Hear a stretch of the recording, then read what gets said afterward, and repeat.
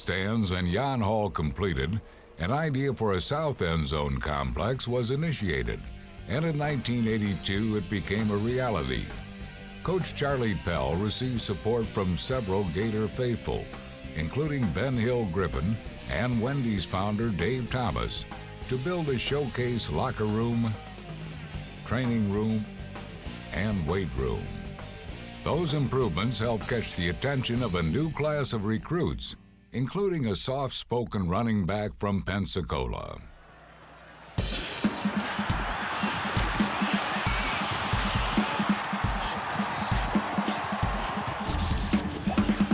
When you think of Emmitt Smith, he had the best balance of any back I've ever seen, and he had great vision.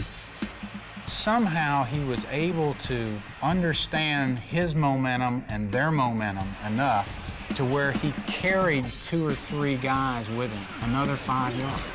Well, I've told a lot of people stories about after handing the ball off to Emmitt, and you know, situations where there wasn't a hole and all of a sudden he'd bounce into the hole and there'd be a linebacker up here and all of a sudden you see him slide one way and the linebacker would fall on his face. The objective is not to get hit, and I think I took a lot of pride in trying to avoid the big hit.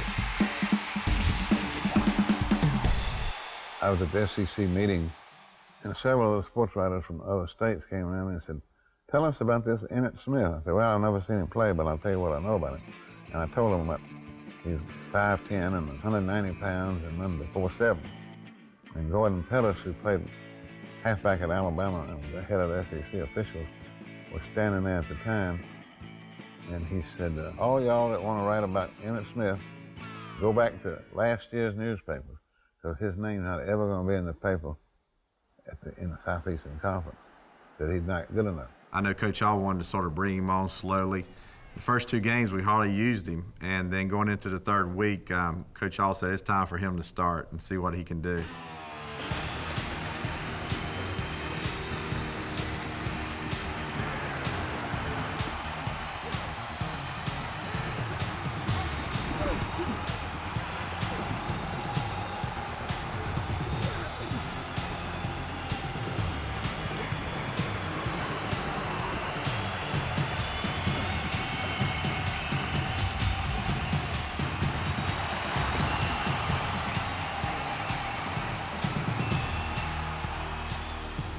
Had a great day. Offensive line did a great job of blocking.